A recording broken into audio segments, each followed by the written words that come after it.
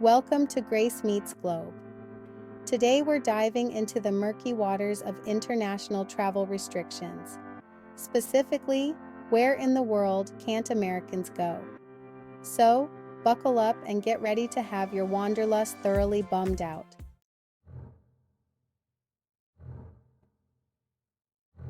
First up on our world tour of no-go zones is the Democratic People's Republic of Korea, or as it's more affectionately known, North Korea.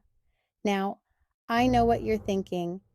Grace, you're starting with the obvious one, and to that, I say yes, because sometimes the obvious answer is also the most depressing.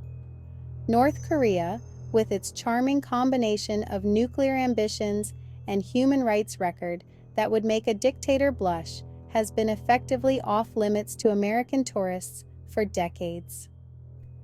The reasons are about as subtle as a propaganda poster in Pyongyang, mainly revolving around the US government's completely reasonable concerns about its citizens being taken hostage.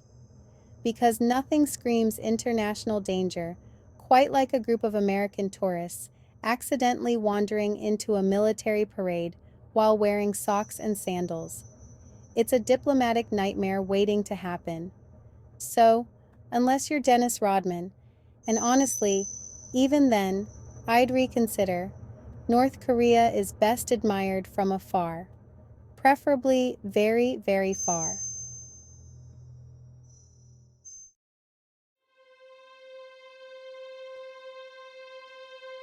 Next up, we journey from one geopolitical pressure cooker to another, this time landing in the war-torn nation of Syria.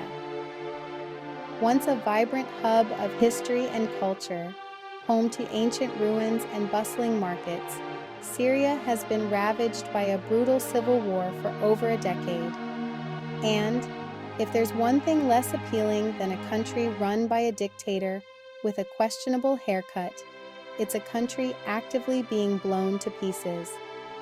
The US State Department, in a move that surprised approximately no one, has issued its highest level of travel advisory for Syria. Do not travel.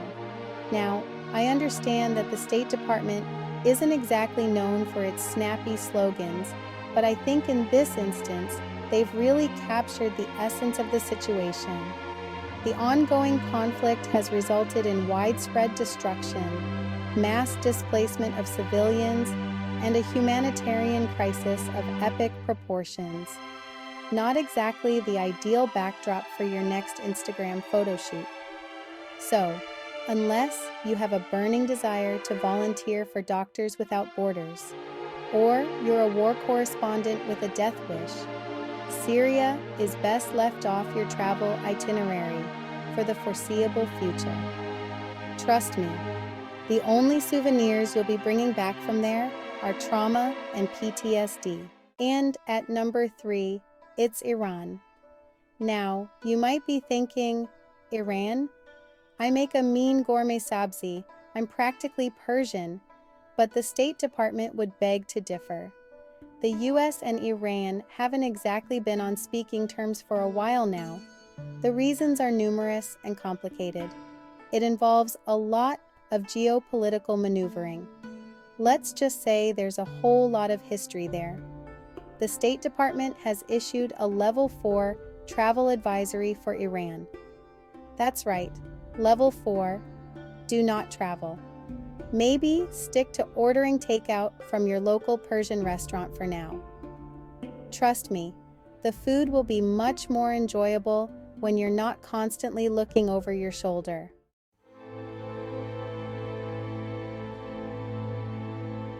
Yemen, a country sadly known more for being a war zone than its ancient history and stunning landscapes. I know what you're thinking. Grace, this list is getting heavy. Welcome to the world of international travel restrictions. Yemen has been embroiled in a brutal civil war for years, a humanitarian crisis with famine, disease, and violence plaguing the country. the U.S. government has issued a do not travel advisory on Yemen.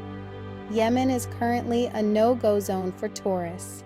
The only travel plans should involve sending aid and support to those in need.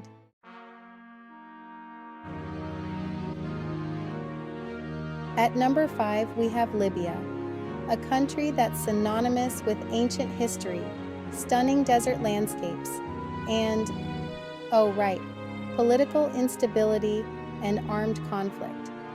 It seems that paradise often comes with a side of, please don't go there, it's really not safe right now.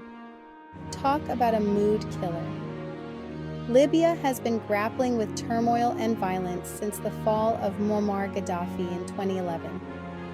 It's like someone opened Pandora's box of geopolitical chaos, and frankly, we're still waiting for someone to find the lid. The country is currently divided between rival factions, each vying for control, and let's just say, they're not exactly settling their differences over a nice cup of tea and some baklava. Now, you might be tempted to channel your inner Rick Steves and say, well, I'm sure if I just avoid the... No, stop right there. Don't even finish that sentence. The U.S. State Department has issued a Level 4 travel advisory for Libya, which, as we've established, is basically diplomatic code for "Are you insane? Don't even think about it." The impact on tourism, as you can imagine, has been devastating. Libya's economy, which once relied heavily on visitors flocking to its ancient ruins and pristine beaches, has taken a nosedive. It's a stark reminder that political instability and tourism don't exactly make for good bedfellows.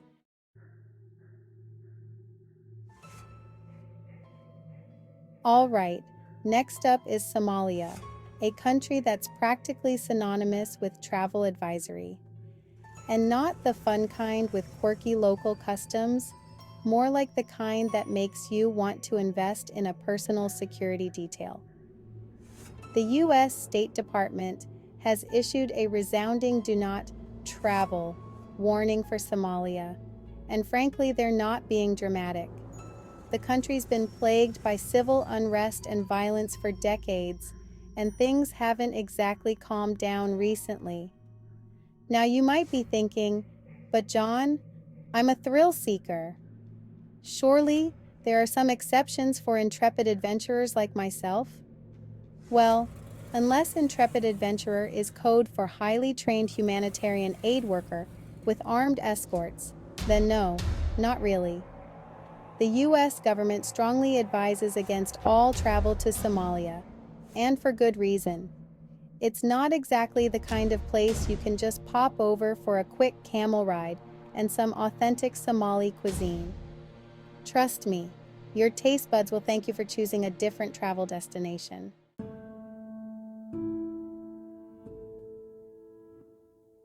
Ah, Venezuela.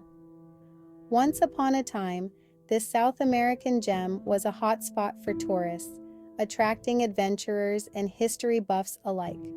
But then, years of political unrest and economic crisis happened.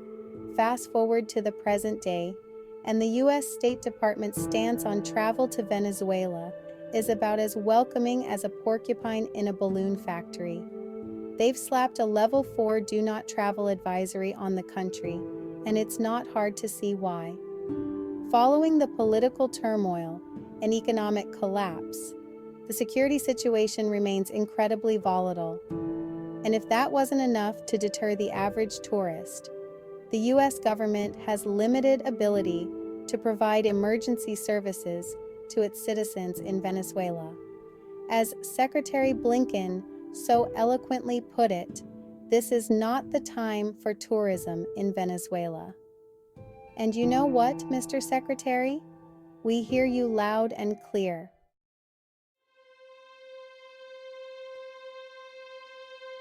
Now, let's talk about Honduras, home to stunning beaches, ancient ruins, and, unfortunately, a whole lot of political and economic instability. It's like the friend who's absolutely gorgeous, but also a bit of a hot mess. The U.S. State Department has issued a Level 4 Do Not Travel advisory for Honduras, citing crime, civil unrest, and the arbitrary arrest and detention of U.S. citizens. It's enough to make you want to pack your bags and head straight to, well, not Honduras, that's for sure.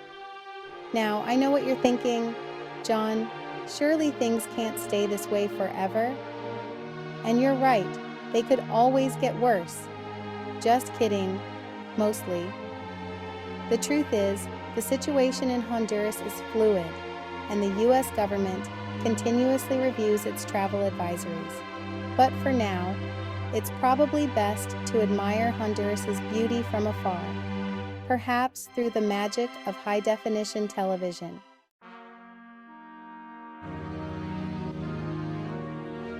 Right, Nigeria. Land of ancient history, delicious jollof rice, and, well, recent turmoil. The U.S. State Department has a standing do not travel advisory for Nigeria. And honestly, can you blame them? It's a shame, because Nigeria has so much potential. Imagine wandering through the ruins of Nok, exploring the ancient city of Benin, or just enjoying some incredible Nigerian cuisine. But right now, it's just not worth the risk. So, what are your alternatives? Well, if you're craving ancient history, Ghana has Cape Coast. Want to experience African culture? Kenya's right there. Look, it's not the same, we get it. But neither is getting caught in a crossfire, and that's a very real possibility in Nigeria right now. Let's all hope for a future where Nigeria is safe and open to tourists again. But until then, maybe stick to the travel brochures and dream of what could be.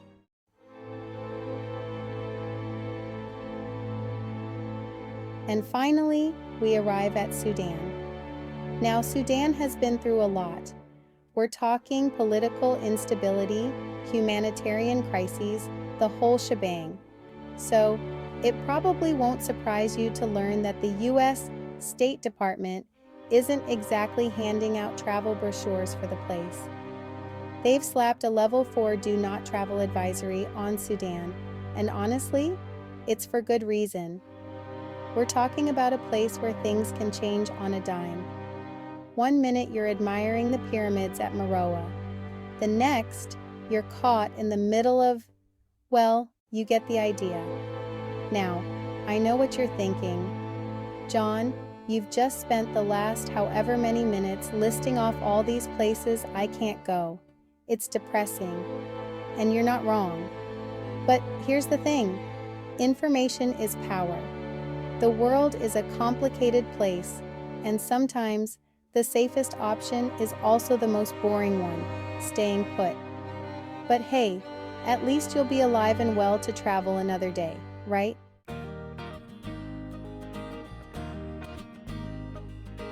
So, there you have it, folks. 10 countries Americans probably shouldn't be booking flights to right now. Look, I know this wasn't exactly a laugh riot, but hey, sometimes the truth isn't pretty. The good news is, there are still plenty of incredible places you can visit that won't land you in a heap of geopolitical trouble. Just, maybe check the U.S. State Department website before you book your next trip. Thanks for watching. Make sure to like, subscribe, and hit the bell icon for more updates on travel news and tips. Stay safe and informed.